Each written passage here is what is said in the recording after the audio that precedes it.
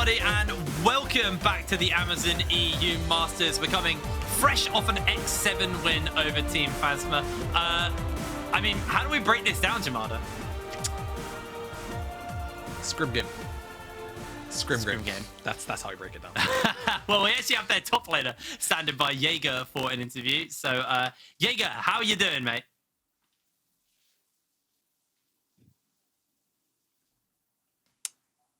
Awesome. I don't know about you. I can't hear him, but Jaeger? I can't hear Jaeger. I can't hear a word he's saying. It's fine. Can't? Oh, there we are. Now hey, we can. There now we we go. got you. Okay. How's it Yeah, I'm doing great. Maybe I was a little bit too early, like just like the game was for us a little bit, maybe.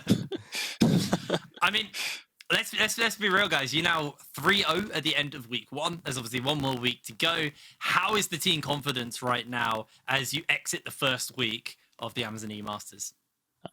Confidence is great, I would say. I mean, going 3-0, like I don't think most people would have expected it, but we have like official game magic, I would say. Like our scrims don't really go like this, but in the K-Corp game especially, and in the game against Gamer Legion, we tried very hard, and yeah, in the last game not so much, but yeah, well, we didn't need to, so it was just a game where we can have a little bit more fun. But next week we're gonna try hard again and hopefully go 6-0. Yeah, no, definitely happy to hear, and I think fun is definitely one way to paint that game against Phantasma. But I want to ask you about that kind of side that we do get out of you guys, and we've definitely had it out of you guys as well domestically sometimes, where it feels like, for lack of a better way of putting it, you get a little bit carried away with yourselves. You have a little bit too much fun. Sometimes it can come back to bite you. Is this something that you guys are fully aware of, and you're, you know, definitely making a bit of a, not necessarily amends, but you make sure you keep that in check, especially as you progress further into the tournament and you start to, you know, you go towards quarters, you get much harder matchups, and obviously the best of 5 starts to kick in. Yeah, I would say it's not really like mistakes just happen. It's just how the game is. Like once in a while, everyone will make a mistake. Literally everyone. So the best team in the world will fuck up once in a while, and so do we.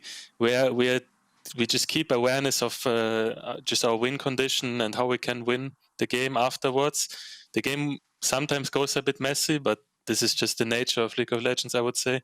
If you play aggressive and you try to like threaten your opponents everywhere you go, then like mistakes will happen. You will get caught. You will like die at the enemy raves randomly at minute 18 or something. Yeah, it just happens. Well, Jaeger, honestly, you're doing the NLC proud. An absolutely amazing performance from you guys so far. I can't wait to see you next week in your games. Good luck with those, and we'll speak to you soon, all right? See you later. Thank you. See you guys. See you. All right, Jamada, let's break this down a little bit, because, you know, the KC game, I think it's safe to say the KC game was actually probably cleaner than this one. Yeah, but I mean, but yes. I think like Jaeger just said, right? You know, in games like these, we feel like we can be afforded to have a little more fun. Yeah. And whilst, yes, you can definitely read it as maybe a tad disrespectful, I mean, the result kind of speaks for itself in a way, right? You see, even after what was potentially very close to a disastrous early game, they worked their way through it, whether it was through individual outplay, whether it was through, you know, teamwork in situations like these where, yes, maybe the dive and going so far and so deep was maybe originally overstepped, but they just outplay Team Phantasma in that corridor, and that's just kind of what makes X7 at times. They will just skill check you. If all else fails, they will just skill check you. They will hand check you. I always feel like, you know, games where you're playing versus, you know, arguably weaker teams, they're not always like skill check teams just to see, like, you know, because sometimes people use games like this to judge the strength of a team, like a perceived strength of a team versus another team. So it's like, you know, KC won this fast and they won this confidently, where X7 did that. I think it's actually more the opposite. I actually think it's an opportunity to potentially show some weaknesses. You know, there was a little bit of disrespect from Haru, and, you know, there were a couple of opportunities where you're like, oh, actually, a better team definitely would punish there. That was a little sloppy from them. And, you know, other teams like KC can look at these games and look back at them and go, okay, there are weaknesses here. There are things we can punish, because against KC, X7 looked unbeatable. They just look like one of the strongest teams in the tournament. And I think it's safe to say they are, but they're definitely not, you know, I mean, Jaeger, like you said, hit on it. it's not like they are completely, immortal. They're not, you have to make some mistakes. The nature of the game does lead into that. Anyway, let's turn our attention now towards our next game, which is going to be Team ESCA taking on Bifrost. So this is the Ultraliga second seed versus the NLC second seed. Bifrost, there's been a few question marks about them going into this tournament, I think it's fair to say. Yeah, definitely so. I think a couple of up and downs also for Team ESCA as well. I feel like you could probably say the same thing. Quite a few positives across the board, quite a few negatives, right? I think one of the biggest positive things looking at ESCA right now is xeonerr in some of these early games, right? He has been able to use his agency to quite high effectiveness and has put his team in positions where they can definitely, pick up wins.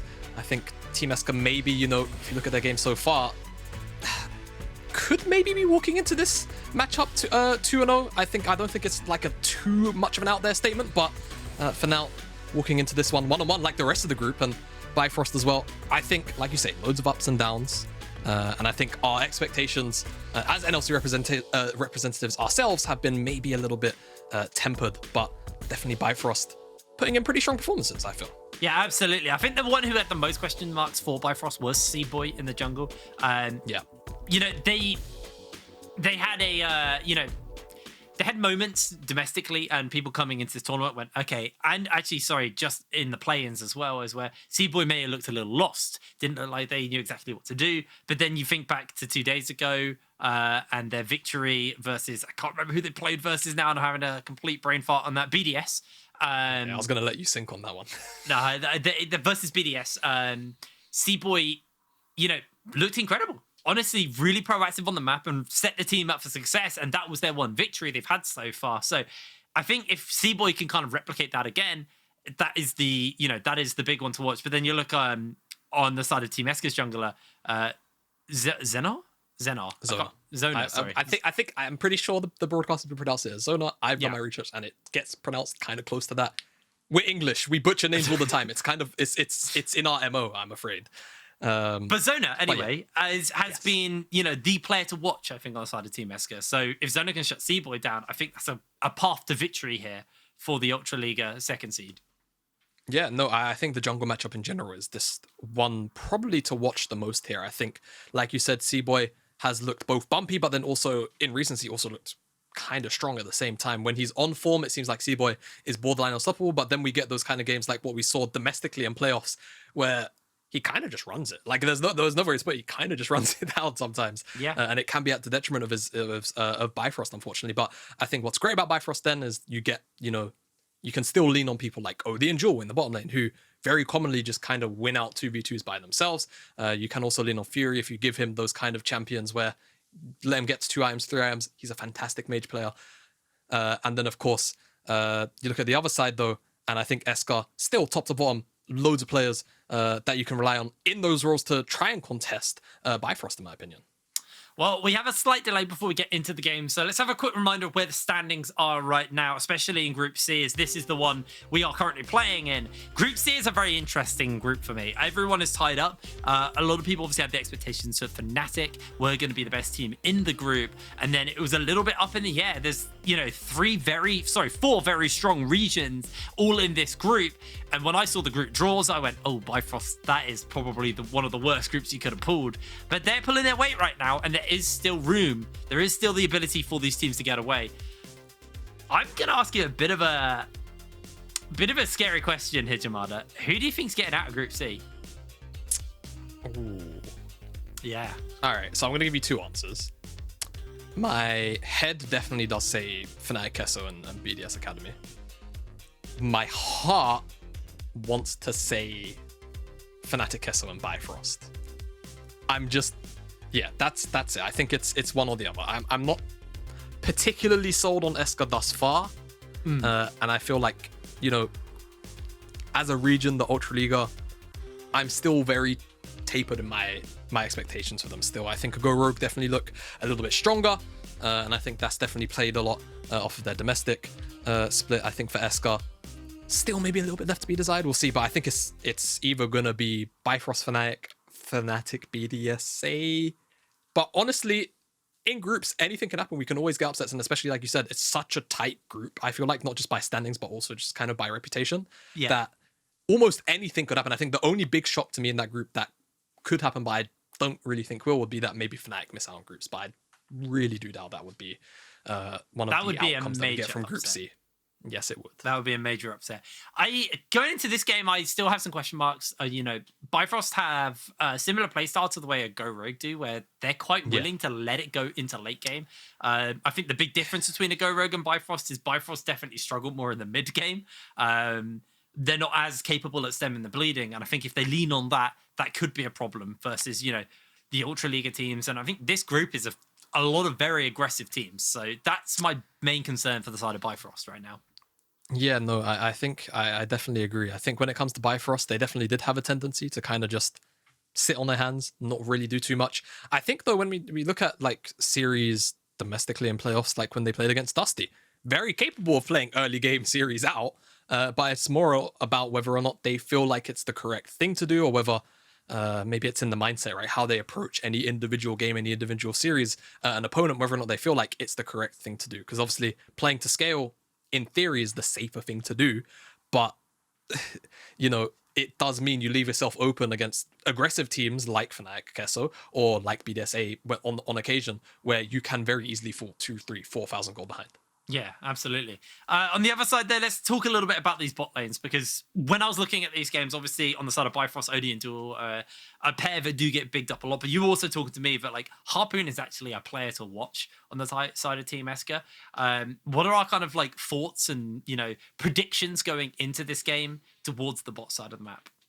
Oh, I mean, I think no matter how you put it, I'm hoping that we see both of these AD carries on a hyper carry. I think that's the style of champion that they both thrive on the most.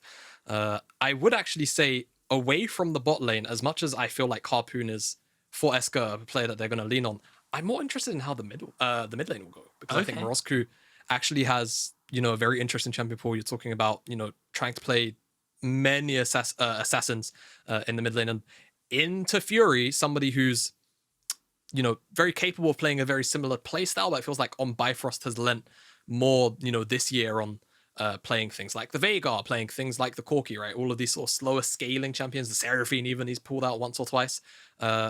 It's definitely been a slower season for Furuy, and I hope that, whilst he's here at this tournament, his first Amazon European Masters, that he's able to pull out one of those more higher agency champions, maybe perhaps like his Irelia or his Sylas.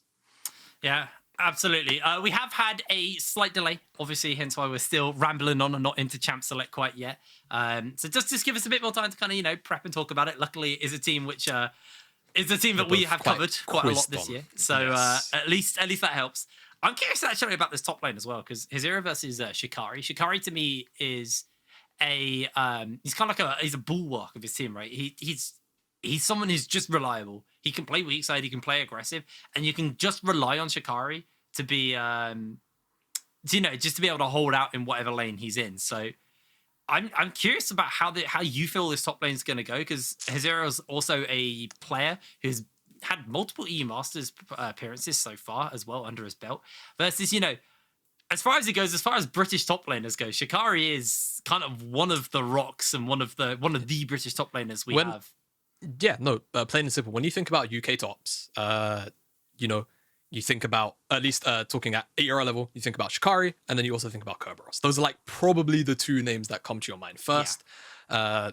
And yeah, like you say, he is stalwart up in the top side. Like, he will do his job to the death if he has to, and that's always what's made Shikari such a fun player to watch, even when he's on these weak side picks where you kind of feel bad for him at points. He always just kind of delivers when it matters most. But I think what's interesting to talk about is kind of maybe a bit of an evolution of Shikari, this split, where he's actually been given access to more carry champions, it feels like. At times, things like the Akali, I think, is something that Bifrost put strange priority on for a player like Shikari, but he was still able to deliver very, very strong performances. And I hope that we do actually maybe get a little more of that side of Shikari. But I think the issue is, when you play, strong top side, it comes at the expense of the bottom side. More often than not, it's very hard to play top and bottom at the same time. Yeah. So I think when you have Odie on your team, you want to play towards Odie. It's just how Odie as a player is. You want to be able to give him all of the resources to carry, and it's why we do in this iteration of Bifrost see Shikari so commonly on these tanks. But yeah, I hope that we do at least get, 1 or 2 carry performances out of him where Shikari looks super threatening. Yeah, I also think, like you were saying, Odie and Harpoon both hyper carries as well. So I feel like HeSSZero and Shikari might just get put on frontline duty in these games, and their job will be just to keep them going. I think actually mid jungle is going to be very key going into this game and into this champ select, because mid jungle can then bleed down and affect into that bottom lane. So I'm curious to see where the attention is going to be. Obviously, if we think about like Cboi on Volibear and stuff like that. Furuy as well as a player who, if I remember right, actually has a fairly wide champion pool as well. So we're gonna get into champ select soon, I promise. I promise. It's the classic. Casters, start the game. Hurry up, casters. We're trying. Okay, I promise. We will be moving into champ select as soon as possible. I feel like we're almost out of talking. At what point do we just get to ramble and maybe the producers don't get mad at us? I feel like we're at that point, my man. I just hope that we don't get a boring game. No, what were you hoping for? I really don't think this game will be boring. The one game I thought today might be a little bit boring was going to be XM versus Team Phantasma, and that still delivered. I think Team Phantasma still put up an aggressive game, a performance where it made X7 have to kind of reassess stuff a little bit. That was the game I was worried would just be very one-sided stomp, because that's what we've had out of X7. I mean, KC versus X7, like it was very exciting for us as NLC fans to watch. But I'm sure for the average viewer, it was just one team stomping another. But this game definitely, I think there's a lot on the line. Group C has a lot to play for, and finding this win really pulls you ahead of the rest of the group going into the next day, into the next week. Yeah, no, I think especially when you take into consideration the fact that everybody is 1-on-1, top to bottom in this group. Like you say, moving into week 2 as the 2-on-1 team, or one of the 2 2-on-1 teams, is very, very important. And actually, the reason why we are in this situation is because of the replay that we have on our screen. And one of these fights, the key moment where ESCA were able to come back, really, was because Fnatic Kesso were a little bit lost in their mid game in this one. Yeah. As you can see, a bit of a sort of 1-3-1 comp. They want to play on sides. They have Kimil, they have Twisted Fate. And eventually, they just started team fighting. And it was the heroics here of Mrozku, Harpoon, and Marlon to keep themselves in the game and deny Fnatic the opportunity to close this game out. As why we're actually in a situation where Group C is so damn tight. It's done miracles for the lineup, miracles for the group in a way, because it makes this group so exciting for us, the viewers.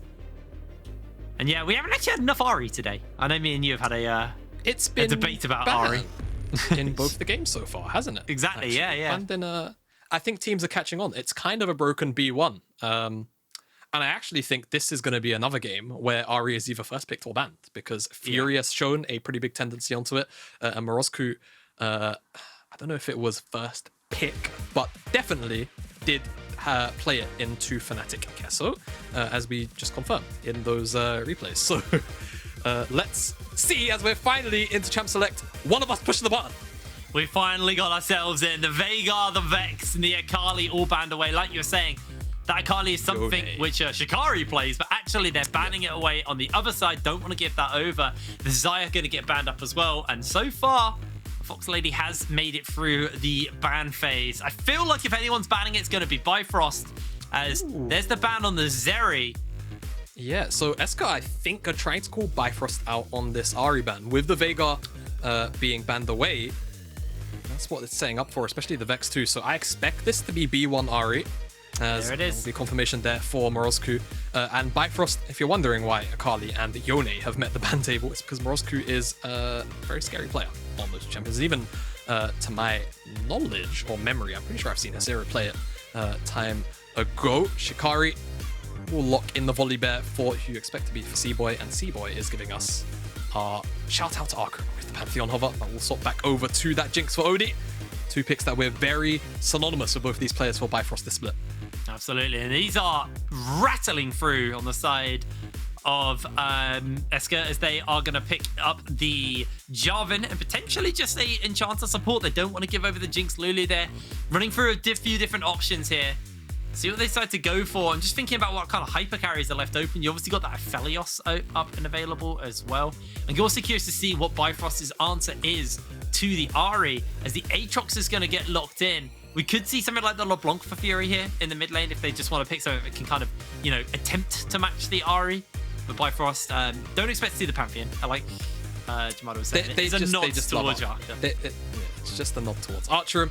If you ever wonder why Bifrost do it so frequently, everybody loves our host over the NLC, myself included. We will get to see this Sylas come out from Fury, and this is what I was talking about. I love seeing Fury lock in these champions with a little more self-agency for himself, and Sylas, one of the few picks that we've seen sort of more, you know, confidently be taken into the Ahri, with the exception, of course, of the Vega, which was banned away here. And funnily enough, Mrozku played this, I believe, on day one into an Ahri, though it's escaping me who it was into in the group, but Lucian taken away off of the table, and we will probably see a couple more support bans. Safety net of Thresh.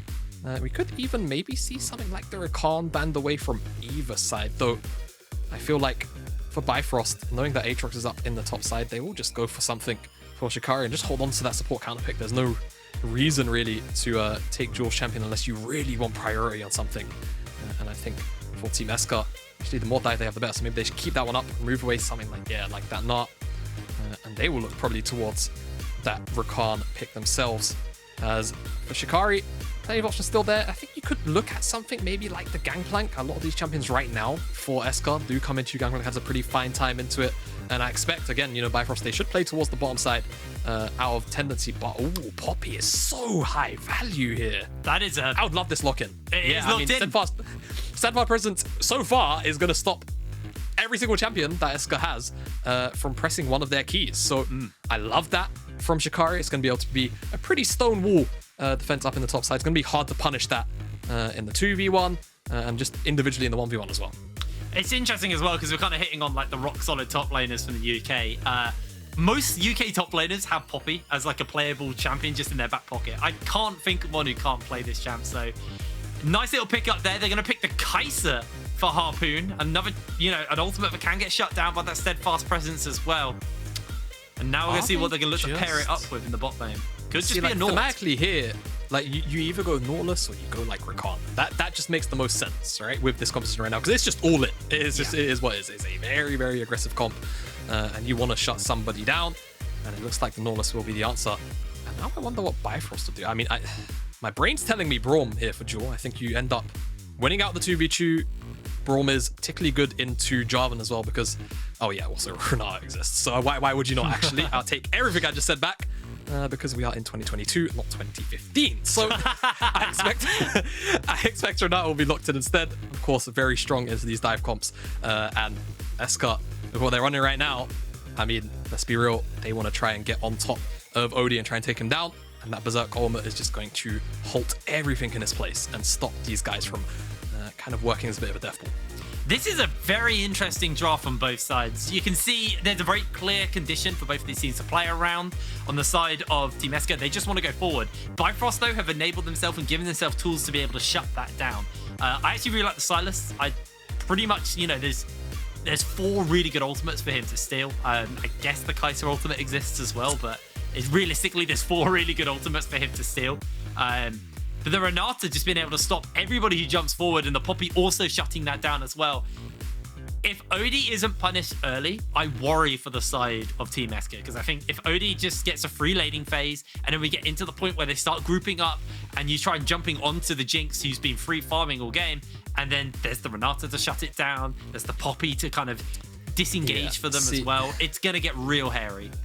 See, I think for ESCA, like you say, it's going to be about target access towards Odie and trying to take him down. He is going to be the late game focus, and I expect also Bifrost to just play into that lane. From the get-go, just put resources into Odie's back pocket and try and get him super fed. But Bifrost composition is drafted wonderfully to deal with all of the dive that is there and available for ESCA. Every single champion can be Steadfast Presence. So when you get into that sort of 20, like post 20-minute mark where you start to see kind of like a 1-3-1, 1-4, people start to like group around objectives and only really side lane. I just want to see Shikari play bodyguard for Odie, and that's all you really have to do.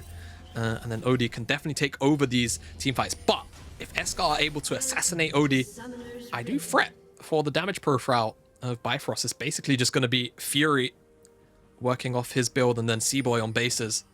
30 seconds until minions. Hopefully that will be enough for the Bifrost side as we are here into the third game of the day. It's Team ESCA versus Bifrost. Seeing the first strike Jarvan this time as well from xeonerr. But I do like to see Cboi back on the Volibear. He was very, very powerful on this pick in their game versus BDS earlier on in the week. It really enabled the team, was very proactive, and that's kind of what they need to do. But for now, looks like xeonerr actually just looking to place this vision down into Cboi's jungle. Just wants some information on where Cboi will be starting, and looks like Cboi is actually going to do something kind of cheeky there. He's going to walk back through the Raptors and make it look as if he's actually starting on the bottom side. And just go straight back to his red buff. So it could give a false sense of security to the bottom side of Team ESCA. We'll see whether or not they try and play for any kind of early priority. It will definitely be very difficult considering they're playing into Jinx Renata. But it could be, again, in the mentality. What do they want to do? And actually, xeonerr, he's going straight down to the bottom side immediately to try and level 2 gank this, potentially. He's looking for it. Like we're saying, if you can shut Odie down early, that is big as they're flashing over. DuaLL's been caught. DuaLL has to flash away. Ooh. Has himself everything available, able to dodge away. That was so close to going bad for Bifrost. Yeah, I mean, honestly, I think you can call that a success because of the immobility of these champions. The fact that you're able to survive that gank, that's huge, if you ask me. And it does mean that Renata now flashless is definitely a much easier target to lock down. If they return that gank back down there, they will certainly pick up Duel. I think in most cases, Cboi just going for the full clear down towards the bottom side. Now that he knows where xeonerr is, he can basically do whatever he likes. With the exception of maybe go for an invade as Fury. Definitely taking a bit of a beating in the mid lane. As you'd expect, range versus melee, the first couple of levels will be a little bit rough. Of course, Sylas will scale into this game pretty decently. 3 melees, short range AD carry. Ahri even, you know, even though she may want to play at range in some games, in a game like this, she's definitely trying to get up in your face, get some charms down, and set up for the rest of her team. Should have an okay time as things progress.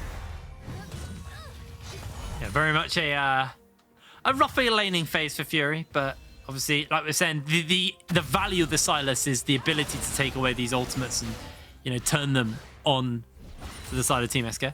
As Cboi, like you're saying, doing a full clear just downwards as xeonerr hasn't actually done his Krug, so he's a little bit behind on the old farming, but obviously did try to make some action happen in the bottom side of the map and set up his bot lane for success. And we'll see if they can punish DuaLL. His flash is still got 2/3 of its cooldown back, up available, sorry.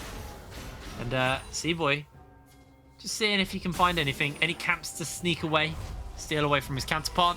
Doesn't go in the right direction, so it's just going to go for a recall. We'll just go for a recall indeed.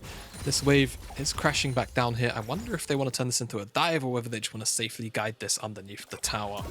Just simply because xeonerr, in a game like this, if you see a Jarvan level 2 gank in the nature that we did see, I think from a jungler's mentality, you just want to cover that wave crash just in case he comes back again.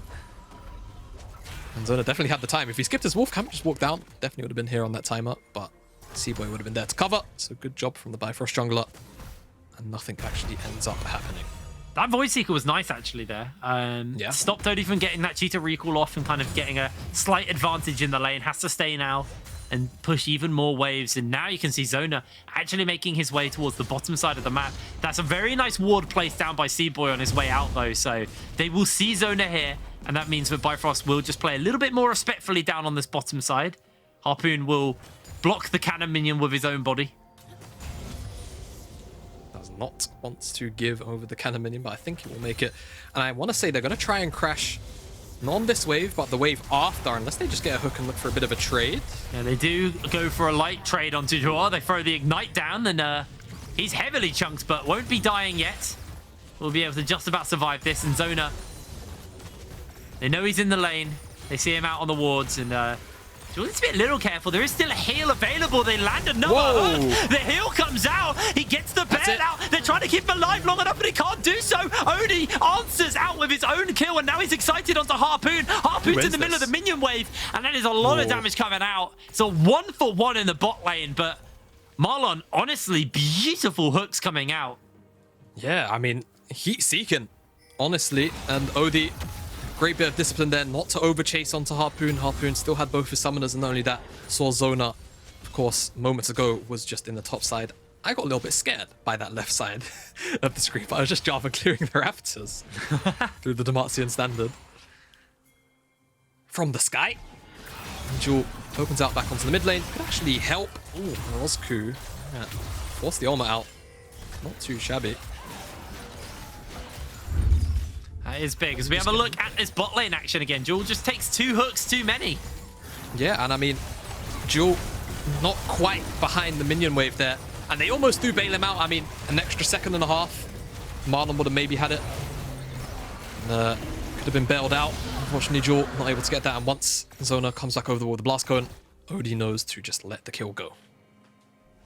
I see. Now, with the ultimate down on Mrozku, Cboi was thinking about making an appearance, but decides to cool it off and is now actually looking to potentially steal away this red buff on spawn from Zona.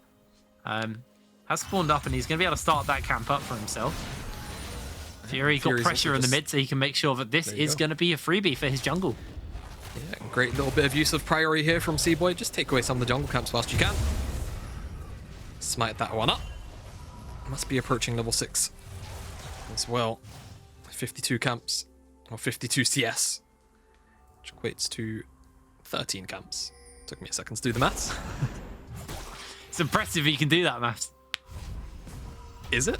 No, but yeah, for me it is. For the you, average person probably not, no, but for me it is. Yeah, so I definitely want to see Furuy and Cboi team up, though, sooner rather than later. I think this is maybe the part in the lane where, you know, the wave clear kind of gets a little bit neutralized, both these mid laners. Whilst obviously Mrozku should have first move.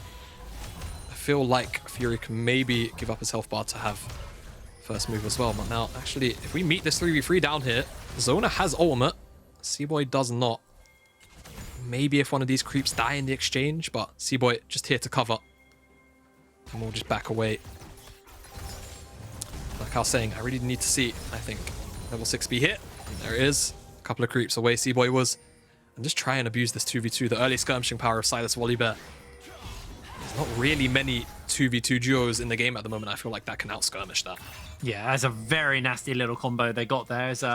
Looks like the pings are going back down towards the bot lane now that Cboi has the ultimate available. Mrozku needs to be careful because that pink ward might be a little bit of a bait.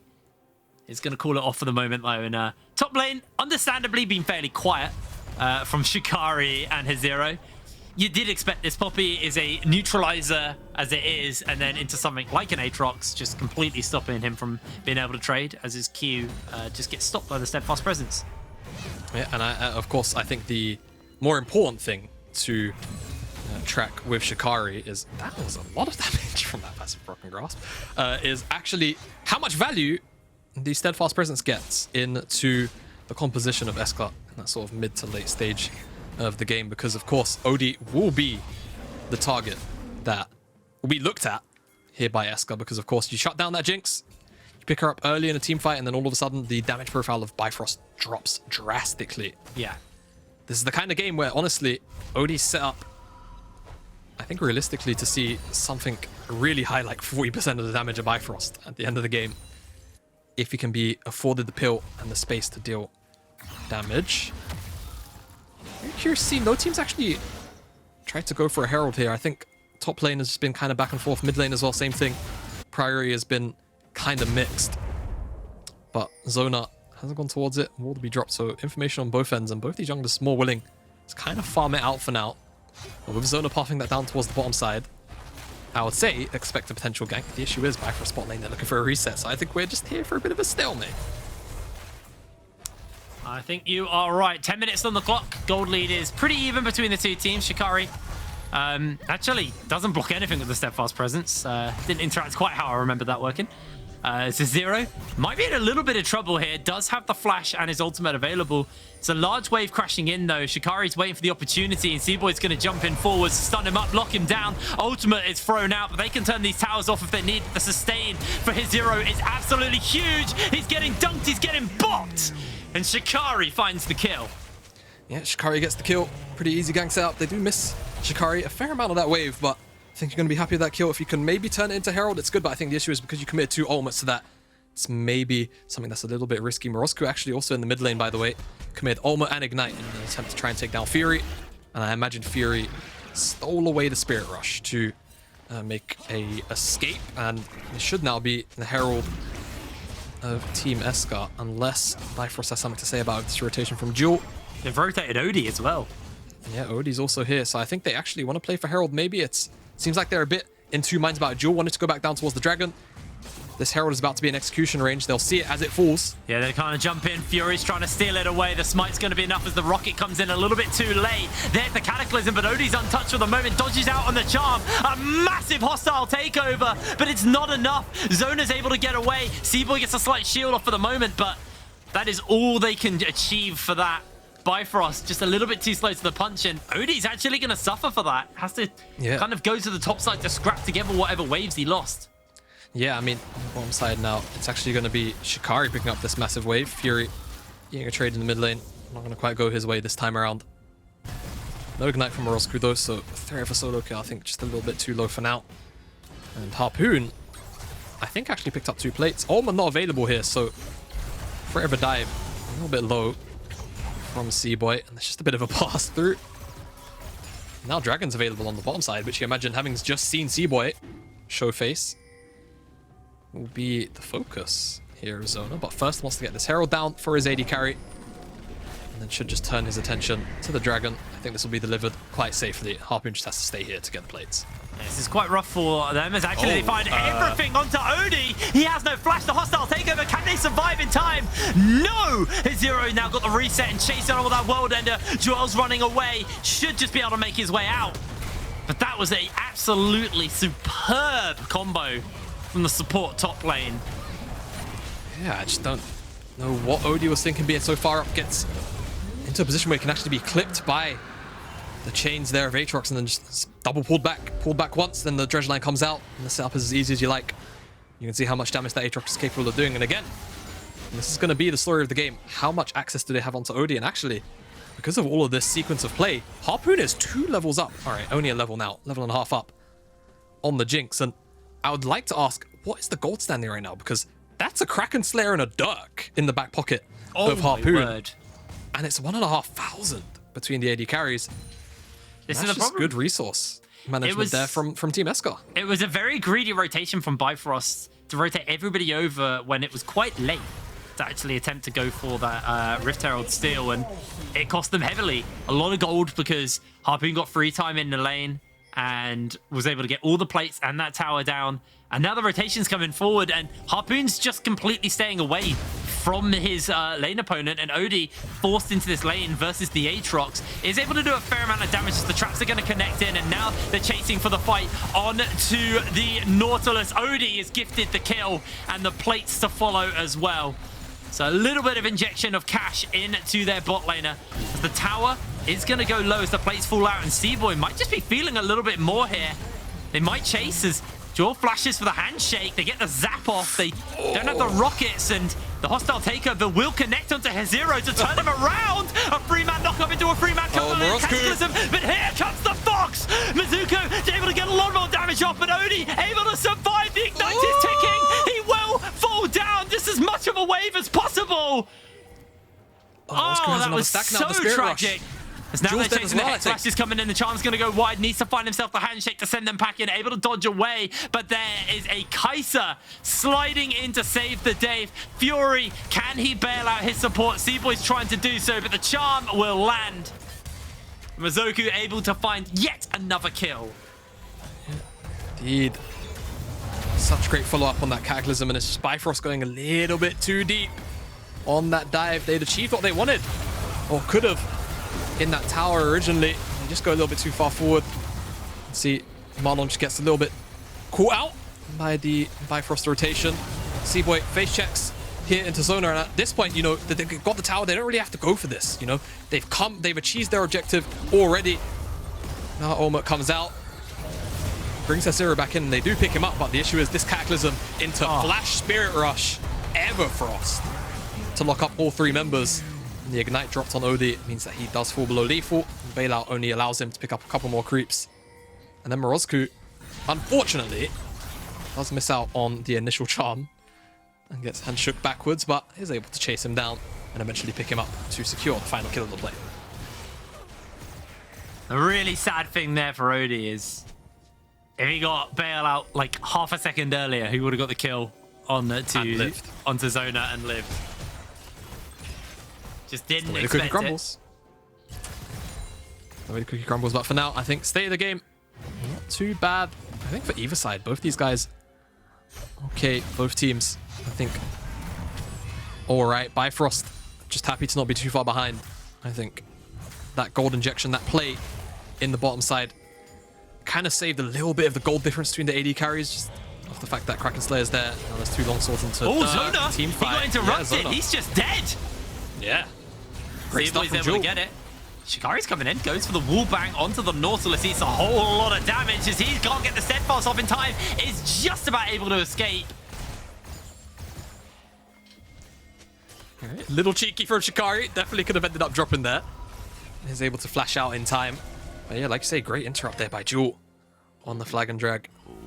DuaLL, he's in trouble, has the hostile takeover. That might just be enough to save his life. Harpoon taking a lot of damage from Odie in the meanwhile as he eats the zap, has to flash away. Fury has flash. Not gonna feel it.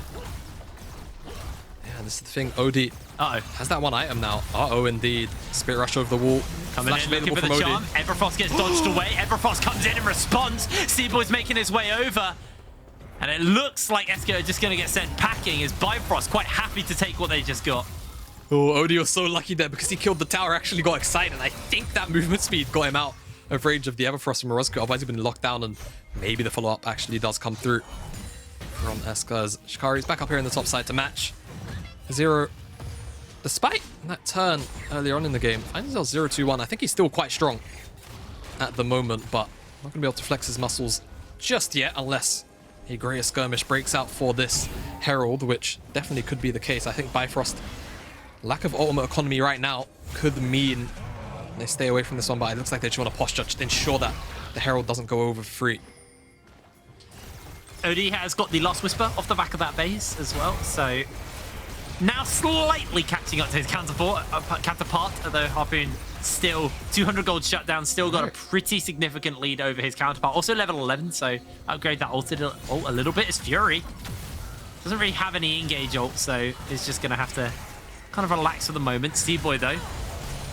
Oh, Cboi might just get hooked here. Does have the ultimate to get away. Can't even use it in time. Shut down for the Polish second seed. That's just really greedy from Cboi. It looks like he went to go mid of the Herald, maybe. That's why he pathed like that. Drop it down from the tower. She wasn't expecting the Hex Flash immediately over the wall. And now because of that pick, you would expect Bifrost give up on contesting this dragon. And they actually had the tempo to do it as well. Given how that play started, with ESCA actually starting up the Herald and maybe looking like they'd be the ones to pick it up. They will now get themselves the second dragon. Ocean Dragon, by the way. We haven't spoken about the soul on offer for our third game of the day. A lot of value, I think, on both sides because there's so many bruisers.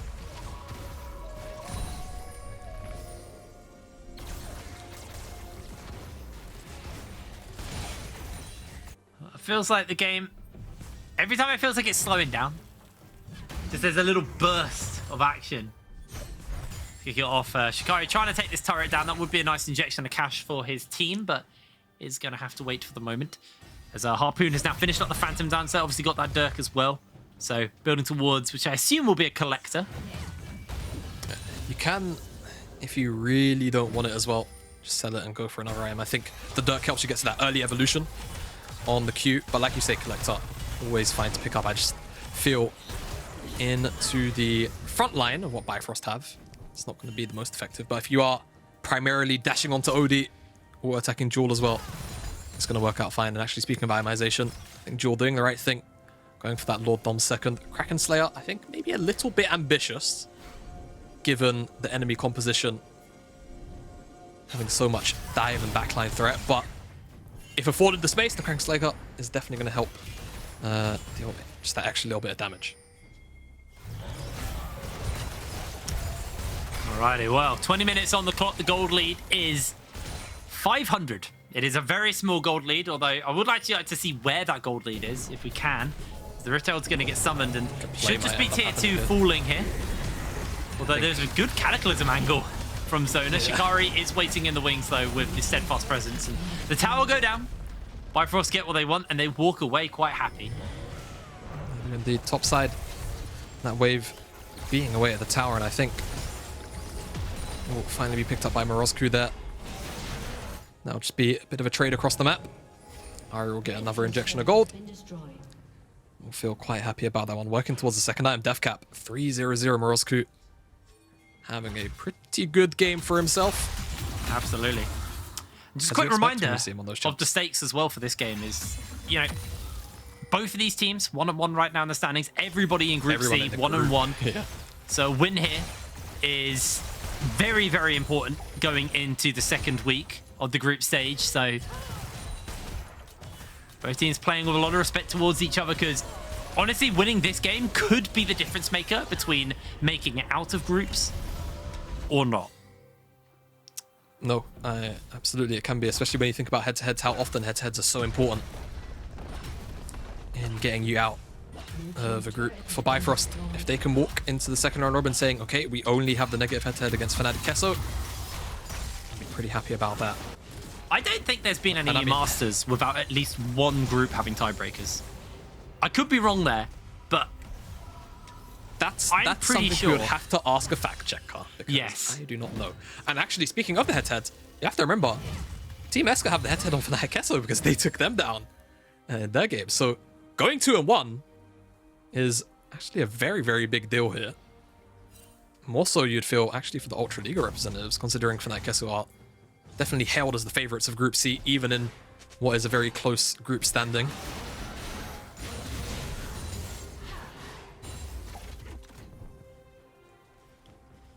I think now Bifrost, looking at this game from their point of view, 2 items pretty much in across the board. They're actually in a very, very okay position to fight. I think for Team ESCA right now, they need to try and find OD on a bit of a cheeky angle, maybe blow his flash and then not commit any further to the fight unless it is super free to just pick him up, because you have to remember, again, I was just speaking about that itemization, no Gale Force, went for the Kraken Slayer. Yeah. So you only really have to deal with 1 dash, not 2. And we'll see whether or not that comes back to buy OD, because again, I feel like Gale Force in a game like this, when you have so much dive and no real, you know, other options of peel, right? You have the Steadfast presence from Shikari, and that's about it. Obviously, you have things like the Renata ultimate. Jewel should be kind of, you know, OD's third arm in a way, sticking to him consistently. So OD will eat a little bit of damage, not too much, and now they have position over this dragon. It'd only be the second if Bifrost were to pick it up, but it would put Team ESCA at sole point, and actually they read how little control they have on the bottom side, and they're just gonna maybe eye up at the very least the Baron start. Just a bit of a hover as they try and pull Bifrost back and forth. The next fight here is going to be so influential on who actually ends up coming out ahead for the next 5, 6, 7 minutes or so. Unless both teams are posturing for that fight. OD just trying to inject as much gold as possible. I think once that Infinity Edge comes in, that's when ESCA really start to panic, and they're on a ward here. They know they're just doing it. You can see that they've been spotted out, and Marlon trying to play that interruption duty. Mosquito's also moved over, and Dragon has been stopped. There's the hammer to go down to slam everybody out. Cboi jumps away, able to shield up and survive, but that is the ultimate burnt by him for now. OD needs to be careful as they're continuing the chase. Great Steadfast presence once again, just to stop, just to dissuade. Jewel looking for a great hostile takeover, waiting for the opportunity. OD's free-firing off. Look at the ultimate! It is the hostile takeover to take over the game. OD is excited. OD finds the triple kill. Looking for the Quadra. He should get it. A Quadra kill for OD. And Odie takes over the fight off the back of Jules. Insane! As he gets taken down off the side. Hostile takeover. And this is what he was talking about. Yes, you're going to be looking at Odie for these dive targets. But if you don't find him initially and you don't burst him down and he's allowed to free auto attack like that, you get team fights where Jinx goes crazy. A quadra kill for the Bifrost AD carry. Very easily could have been a pentakill if Harpoon didn't get out of dodge sooner. And now that's Baron on the back pocket of Bifrost. They're going to pick up this dragon, so that's now soul point avoided. Let's get a replay of this team fight. And again, you can see Marlon, he wants that ultimate actually onto the back line. He finds Jewel instead. The dive comes through, but the issue is they don't burst Jewel down 100-0. The hostile takeover comes in. So much damage is just kind of, you know, negated onto Bifrost because they're all busy all attacking each other, and Odie gets free reign to rocket on to the entirety of the side of ESCA. Quadra kill picked up.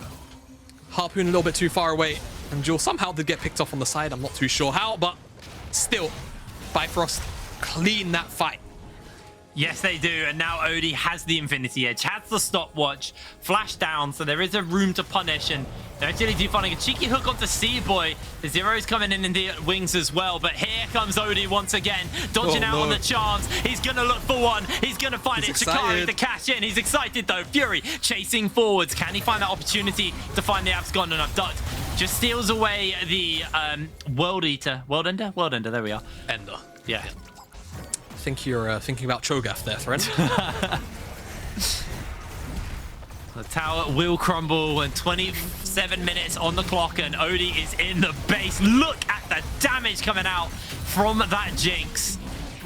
He is doing an absolutely terrifying amount of work.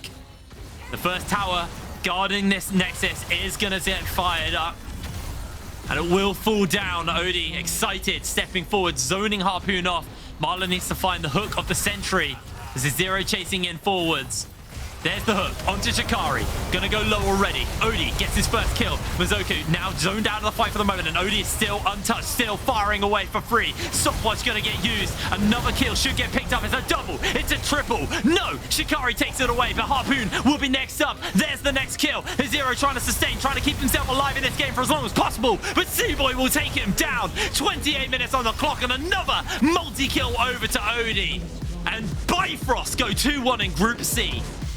Bifrost will temporarily hold sole possession of first place until the final game of the day, where somebody will tie with them.